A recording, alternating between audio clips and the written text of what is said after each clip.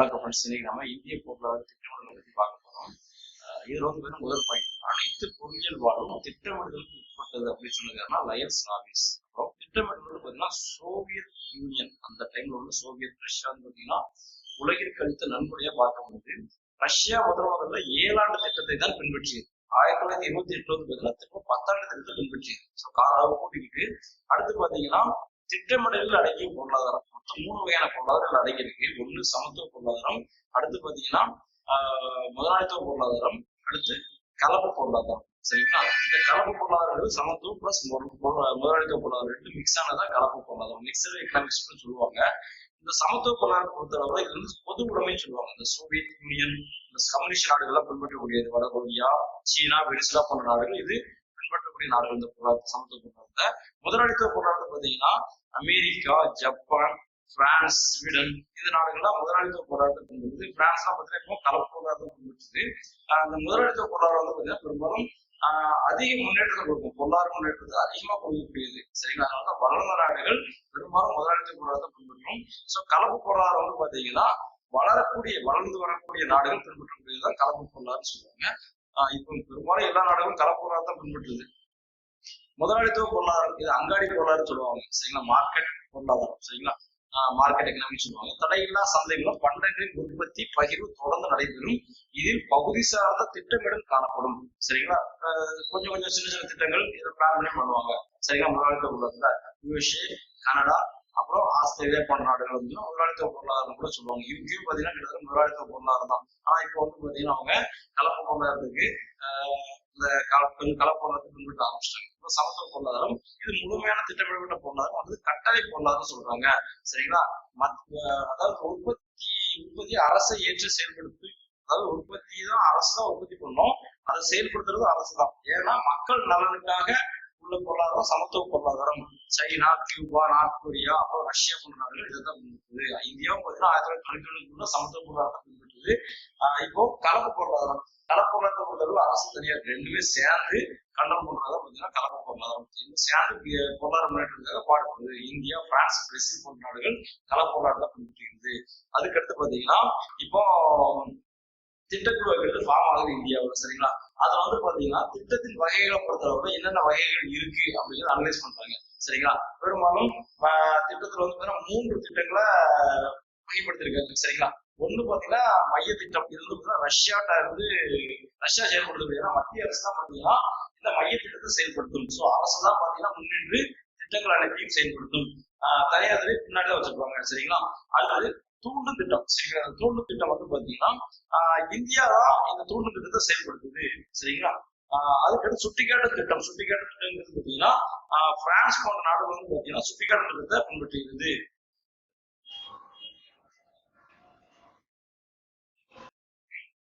ஷார்ட்டா சொல்லணும்னா மைய திட்டம் என்பது முழுமையான மத்திய அரசின் கட்டுப்பாட்டில் இருக்கக்கூடிய முழுமையான திட்டம், சமத்துவ பொருளாதார நாடுகள் பின்பற்றக்கூடியது.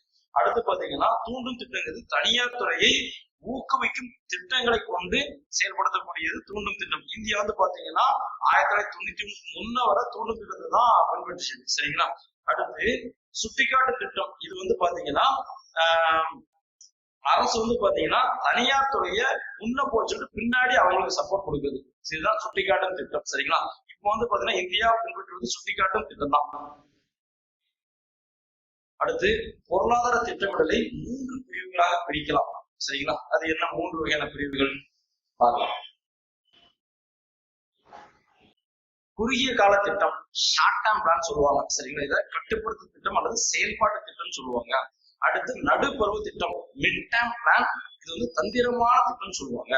அடுத்து தொலைநோக்கு பெர்ஸ்பெக்டிவ் பிளான் சொல்லுவாங்க, வியூக திட்டம். சரிங்களா?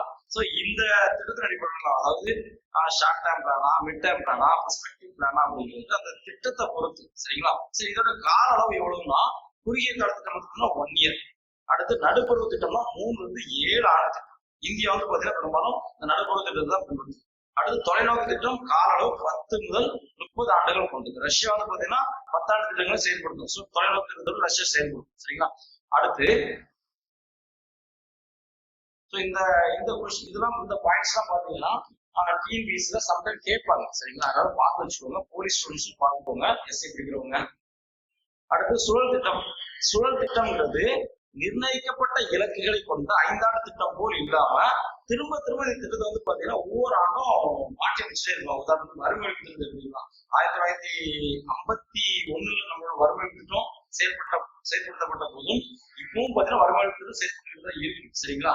அப்போ ஆனா அன்னைக்கு உள்ளதுக்கும் இன்னைக்கு உள்ளதுக்கும் வித்தியாசம் நிறைய இருக்கு. ஸோ அந்த ஒவ்வொரு ஆண்டுலையும் அந்த இலக்குகள் வந்து மாறிக்கிட்டே இருக்கு. சரிங்களா? சுழல் திட்டமானது ஒவ்வொரு ஆண்டின் முடிவிலும் இலக்குகளை தீர்மானித்து மற்றொரு ஆண்டையும் திட்டத்தோடு சேர்த்து கொள்ளலாம். உண்மைதான். அடுத்து இந்த மாதிரி திட்டமிடணும், பிளான் பண்ணணும் அப்படிங்கிறத முதல்ல இந்தியாவில சொன்னது யாருன்னா விஸ்வேஸ்வரய்யர் தான். இந்தியாவிற்கான திட்டமிடப்பட்ட பொருளாதாரம், அதாவது இந்தியாவிற்கான திட்டமிடப்பட்ட பொருளாதாரம் அப்படிங்கிற ஒரு நூல்ல தான் பாத்தீங்கன்னா இவரு சொல்லியிருக்காரு. இந்திய திட்டமிடல் தந்தைன்னு சொல்லிட்டு நம்ம விஸ்வேஸ்வரய்யரை சொல்றோம். விஷயம் கேட்கலாம். தேசிய திட்டக்குழு இந்திய தேசிய காங்கிரசின் தலைவர் சுபாஷ் சந்திர போஸ் அனுமதியுடன் நேருவின் தலைமையில் 15 பேர் கொண்ட குழுவுடன் துவங்கப்பட்டது. இதன் முதல் தலைவராக விஸ்வேஸ்வரய்யர் தேர்வு செய்யப்பட்டு அவரால் பார்க்க முடியல, எனக்கு வேண்டாம் பதவி விலகியதனால் அப்புறம் ஜவஹர்லால் நேரு இதன் தலைவராக நியமிக்கப்பட்டார்.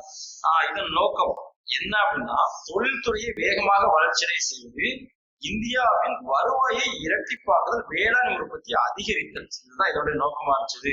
இது வந்து பாத்தீங்கன்னா 2ஆம் உலகப் போர் அரசியல் சூழல், அதாவது இந்தியர்கள் வந்து சுதந்திர போராட்டத்துல முழு முயற்சியா இருந்ததுனால இதை கண்டுகிடல. சோ திட்டம் கைவிடப்பட்டது. அடுத்து விஸ்வேஸ்வரய்யர் இவர் யாருன்னா இவரை வந்து தெரிஞ்சுக்கலாம். மைசூரின் திவானா இருந்தாரு. கட்டிடக்கலை பொறியாளராக பணியாற்றிருக்காரு. பொருளாதார அறிஞரும் இவர். சரிங்களா? இவர் ரஷ்யாவின் பொருளாதாரத்தை பின்பற்றி 10 ஆண்டு திட்டமிடுதலை சொல்லியிருக்காப்ல.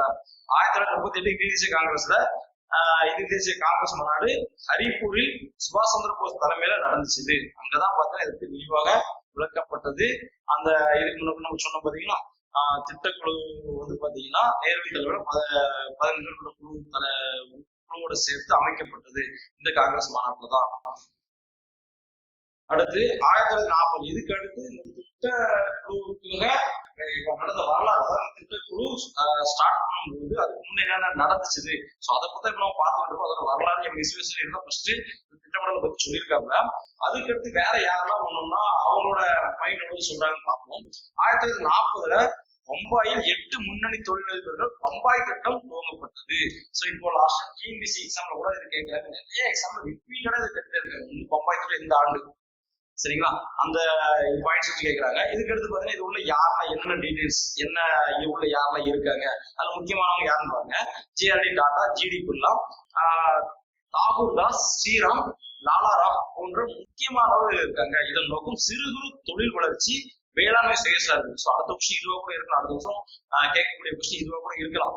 சிறு குறு தொழில் வளர்ச்சி, வேளாண்மை சுயசார்பு. ஸோ இதுதான் இதோட நோக்கம். இது வந்து பாத்தீங்கன்னா 15 ஆண்டு திட்டமாகும். இது தலா வருமானம் ரெட்டிப்பு, நாட்டு வருமானம் மும்மடங்கு. சரிங்களா? இந்த நோக்கங்கள் அடிப்படையாக கொண்டதுதான் என்னது பம்பாய் திட்டம். டிஎன்பிஎஸ்சி குரூப் எக்ஸாம்ல இதை கேட்கலாம். 1944 எஸ்.என். அகர்வாலால் காந்திய திட்டம் வழங்கப்பட்டது. காந்திய திட்டம்னாலே பெரும்பாலும் ஊரக நலன் சார்ந்த திட்டங்கள் தான் அதிகமா இருக்கும். சரிங்களா? வறுமை ஒழிப்பு.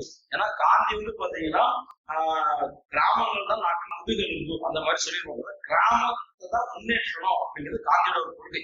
வறுமை ஒழிப்பு, வேளாண்மை, சிறு தொழில், குடிசை மற்றும் ஊரக வளர்ச்சியை நோக்கமாக கொண்டதுதான் இந்த காந்தி திட்டம். அடுத்து 1945 எம்.என். ராயினால் மக்கள் திட்டம் வழங்கப்பட்டது. இது என்னன்னா கம்யூனிச சமத்துவத்தை, அதாவது கம்யூனிசம் சொல்லக்கூடிய அந்த சமத்துவத்தை அடிப்படையாக கொண்டது. இதுல வந்து பார்த்தா தொழிலாளர்களின் நலன் பாதுகாக்கப்படும், வேளாண்மை உற்பத்தி அதிகரித்து நுகர்வோர் பொருட்களை அந்த நுகரக்கூடிய இந்த பொருட்களை அரசே விநியோகம் செய்யும், அங்காடி மூலம் விநியோகம் செய்யும். அடுத்து 1950களில் ஜே.பி. நாராயணனால் சர்வோதயா திட்டம் வழங்கப்பட்டது. இது வந்து பாத்தீங்கன்னா காந்தி வினோபாவை கருத்துக்களால் உருவானது. வேளாண்மை, நிலச்சீர்திருத்தம், அந்நிய முதலீடு எதிர்ப்பு ஆகியவற்றை அடிப்படையாக கொண்டது. சிறு குறு குடிசை தொழில்கள் முன்னேற்றத்துக்காக இது உருவாக்கப்பட்டது. அதை பவுண்டேஷனா வச்சுதான் பாத்தீங்கன்னா திட்டத்தை உருவாக்கியிருக்காங்க. சரி, இப்போ நம்ம திட்டக்குழு வருவோம். சரிங்களா? இப்போ இந்தியா சுதந்திரம் அடைஞ்சோடனே பாத்தீங்கன்னா நாட்டுல என்னென்ன டெவலப் பண்ணணும் அப்படிங்கிறத ஒரு திட்டம் போட்டு பண்ணணும்னு ஆசைப்பட்டாங்க. அதன் விளைவாக வந்ததுதான் திட்டக்குழு. சரிங்களா? இந்த திட்டக்குழு ஆல்ரெடி நம்ம பார்த்துட்டோம். இது எங்கன்னா சோவியத் ரஷ்யாட்ட இருந்து நம்ம வாங்கியிருக்கோம். இதுல வந்து இந்த திட்டக்குழு எப்போ நடைமுறைக்கு வந்ததுன்னா மார்ச் 15, 1950 ஜவஹர்லால் நேரு தலைமையில் அடிப்படையில் திட்டக்குழு உருவாக்கப்பட்டது. இதன் முதல் தலைவராக ஜவஹர்லால் நேரு இருந்தாங்க. ஆனா இப்ப இந்த திட்டக்குழு வந்து கலைக்கப்பட்டிருக்கு. ஏன்னா நிதி ஆயோக் ஒரு அமைப்பு வந்துட்டு அதனால திட்டக்குழு கைவிட்டாங்க. இதோட கடைசி தலைவர் மன்மோகன் சிங் தான். இதையும் கொஸ்டினா கேட்கலாம். மத்திய கேபினட் சபை தீர்மானத்தால் உருவானது சூப்பர் கேபினட், அதாவது சூப்பர் கேபினட் பொருளாதாரம் கூட இதை சொல்லுவாங்க. சரிங்களா? அரசியலமைப்பு சட்டத்துக்கு இது உட்பட்டது கிடையாது, சட்டப்பூர்வமான அமைப்பு கிடையாது. இது வந்து ஆலோசனைகளை மட்டும்தான் அரசுக்கு கொடுக்கும். இதை ஏற்பதும் ஏற்காததும் அரசின் உரிமையாகும். இந்தியா வந்து பாத்தீங்கன்னா ஸ்டார்டிங்ல மைய திட்டமிடல் முறையை பின்பற்றுது. ஏன்னா பாத்தீங்கன்னா சமத்துவ பொருளாதாரத்தை தான் முதல்ல பின்பற்றினாங்க. சரிங்களா? சமத்துவ பொருளாதாரத்தை தான் பின்பற்றினாங்க. சோ ஃபர்ஸ்ட் மைய திட்டமிடல் முறையை பின்பற்றுது. சரிங்களா? அடுத்து இந்த திட்டக்குழுவின் தலைவரா பிரதமர் இருப்பாரு. அப்புறம் துணைத் தலைவராக பிரதமரால் நியமிக்கப்படும் ஒரு நியமன தலைவர் ஒருத்தர் இருப்பாரு. சோ இவர் தான் பாத்தீங்கன்னா ஃபுல்லாத்தையும் பார்ப்பாரு. சரிங்களா? அதுக்கடுத்து முழு நேர உறுப்பினர்களையும் கொண்டது, கொஞ்சம் முழு நேர உறுப்பினர்களை கொண்டது. திட்டக்குழுவின் முதல் துணைத் தலைவர் குல்சர்லால் நந்தா ஆவார். கடைசி துணைத் தலைவர் யாருன்னா மாண்டெக்சிஸ் அலுவாலியா. உறுப்பினர்கள் மற்றும் தலைவர்களின் பதவிக்காலம் நிர்ணயிக்கப்படல. பிரதமர் கண்ட்ரோல் இருக்காரு. அவரு மனசு வச்சா எவ்வளவு நாள் இருக்கலாம். அதான் சொல்றாங்க. திட்டக்குழுவின் துணைத் தலைவருக்கு கேபினட் அந்தஸ்து கொடுத்தாங்க. எப்படி நம்ம பிரதமர் கூட கேபினட் மந்திரிகள் இருக்காங்களோ 15% அதே மாதிரி அதுல ஒருத்தர் தான் பாத்தீங்கன்னா கேபினட் அந்தஸ்து. ஆனா இவர் வந்து ஓட்டிங் பவர் கிடையாது. நாட்டின் வறுமை, இதோட நோக்கம் என்ன? திட்டங்களோட நோக்கம் பாருங்க, நாட்டின் வறுமையை ஒழித்தல், வேலை வாய்ப்பு உருவாக்குது. சரிங்களா? இந்த ரெண்டும் தான் பாத்தீங்கன்னா அவரோட முக்கிய நோக்கமா இருந்துச்சு. இன்னும் நிறைய மற்ற தொழில்துறைகள் அதெல்லாம் கொண்டு நிறைய உருவாக்குறது அவங்களோட நோக்கம். ஃபர்ஸ்ட் இதுதான். சமூக ஏற்றத்தாழ்வுகளை குறைத்தல், அனைத்து துறைகளிலும் தற்சார்பு நிலை அடைதல், எல்லாமே இந்தியாவில் இருக்கணும். இதன் குறிக்கோள் இறக்குமதியை குறைத்து ஏற்றுமதியை அதிகப்படுத்துவதுதான் இதோட மெயின் குறிக்கோள். நம்ம வந்து பாத்தீங்கன்னா வெளிநாட்டு பொருளை வாங்கக்கூடாது, நம்ம பொருளை வெளிநாட்டு விற்கணும். அதுதான் இதோட மெயின் நோக்கம். 5 ஆண்டு திட்டங்களை உருவாக்குது. சோ இந்த 5 வருஷத்துல இந்த இலக்கை அடையணும் அப்படின்னு நினைச்சு அந்த திட்டங்களை உருவாக்குறது. சோ இதன் மூலம் பொருளாதார வளர்ச்சியை கணித்துக்கிட்டே இருப்பாங்க. இந்த வருஷம் இருக்கு, அடுத்த வருஷம் அதிகப்படுத்தணும் அப்படின்னு சொல்லிட்டு அவங்க கணிச்சு பாத்தீங்கன்னா நாட்டின் நலனை சார்ந்ததான் இருக்கும். பொருளாதார வளர்ச்சியை பேஸ் பண்ணி அவங்க கணிச்சுக்கிட்டே இருப்பாங்க. அடுத்து நாட்டின் பொருளாதார மூலதனம் மற்றும் மனித வளம் ஆகியவற்றை மதிப்பிடு. அதாவது ஒரு நம்மகிட்ட எவ்வளவு பொருளாதாரம் இருக்கு, வேற என்ன மூலதனங்கள்லாம் இருக்கு, நம்மகிட்ட இருக்க ஹியூமன் ரிசோர்ஸை எப்படி பயன்படுத்துறது அப்படிங்கிறத இவங்க வந்து பாத்தீங்கன்னா மதிப்பீடுகளே இருப்பாங்க. நாட்டின் உட்கட்டமைப்பை மேம்படுத்துதல், அதாவது எல்லா இடத்துலையும் சாலை இருக்கணும், சுகாதாரம் இருக்கணும், கல்வி எல்லாத்துக்கும் கொடுக்கணும். இந்த மாதிரி பாத்தீங்கன்னா அதோட உட்கட்டமைப்பு வந்து பாத்தீங்கன்னா டெவலப் பண்ணிக்கிட்டே இருக்கும். நாட்டின் வளங்களுக்கு ஏற்ப சம பயன்பாடு மற்றும் மிக பயனுள்ள பயன்பாடு ஆகியவை கொண்ட திட்டம் உருவாக்கும். அதாவது எல்லா வளங்களும் எல்லாருக்கும் கிடைக்கணும். அதை எவ்வளவு மேக்சிமம் யூட்டிலைஸ் பண்ணணுமோ அவ்வளவு யூட்டிலைஸ் பண்ணணும். அதுதான் என்னோட நோக்கம். அடுத்து மத்திய அரசுக்கு ஆலோசனை மையமாக செயல்படுகிறது. சோ சென்ட்ரல் கவர்மெண்ட்டுக்கு ஆலோசனை கொடுக்கிறது இதுதான். இந்த திட்டங்கள் ஆகஸ்ட் 14, 2014 கலைக்கப்படுவதாக அறிவிக்கப்பட்டு ஆகஸ்ட் 17, 2014 கலைக்கப்பட்டது. இதற்கு மாற்றாக நிதி ஆயோக் இப்போ நடைமுறையில் இருக்கு. சரி, தேசிய மேம்பாட்டு கழகம். இது என்ன தேசிய மேம்பாட்டு கழகம்? இது வந்து பாத்தீங்கன்னா ஆகஸ்ட் 16, 1952 உருவாக்கப்பட்டது. இதன் தலைவர் பிரதமர். சரிங்களா?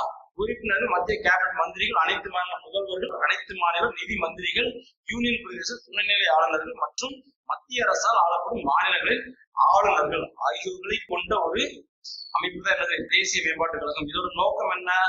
மத்திய மாநில அரசு மற்றும் திட்டக்குழு ஆகியவற்றிற்கிடையே திட்டமிடலில் இருக்கக்கூடிய அந்த என்னென்ன டிராபேக்ஸ் இருக்கோ அதெல்லாம் பாத்தீங்கன்னா கண்டுபிடிச்சு அவங்களுக்கான ஒத்துழைப்பு கொடுப்பதுதான் இதோட வேலை. திட்டக்குழுவால் உருவாக்கப்படும் அனைத்து திட்டங்களும் தேசிய மேம்பாட்டு குழுவினால் முதலில் அங்கீகரிக்கப்படும். அவங்கதான் ஃபர்ஸ்ட் பார்ப்பாங்க. அதுக்கு அடுத்து பிரதமர்கிட்ட இந்த வரைவு சமர்ப்பிக்கப்படும். ஏன்னா இதோட சாத்தியக்கூறுகள் என்ன, இதெல்லாம் இந்திய அரசால பண்ண முடியுமா முடியாதா, இதுல உள்ள டிராபேக்ஸ் எதாவது இருக்கா, நம்ம பொருளாதாரத்துக்கு இது ஏற்றுக்கொள்ளத்தக்கதா இந்தியா அப்படிங்கிறது எல்லாத்தையுமே இதை அனலைஸ் பண்ணி ஓகே நான் மட்டும்தான் சரி பண்ணலாம் அப்படின்னு சொன்னோம்னா பிரதமர்கிட்ட கொண்டு போய் கொடுப்பாங்க. திட்ட வரவின் திட்டங்களை ஏற்பதும் ஏற்காதும் அரசின் முடிவு. தேசிய மேம்பாட்டுகளை அங்கீகரிச்ச உடனே அரசு ஏற்றுக்கிறது அதெல்லாம் கிடையாது. அது இந்த திட்ட வரைவை ஏற்றுக்கொள்வதும் ஏற்றுக்கொள்ளாததும் அரசின் உரிமை. இது இந்திய அரசியலுக்கு உட்பட்டது கிடையாது. சோ தேசிய மேம்பாட்டு கழகமும் இந்திய அரசியலுக்கு உட்பட்ட இது கிடையாது, சட்டப்பூர்வமான அமைப்பும் கிடையாது. இதுவும் ஆலோசனைகள் மட்டுமே வழங்கும். சரிங்களா? ஸோ நன்றி. இது போன்ற வீடியோக்கள் நம்ம பார்க்கணும். சேனல் சப்ஸ்கிரைப் பண்ணிக்கோங்க, லைக்ஸ் நிறைய போடுங்க.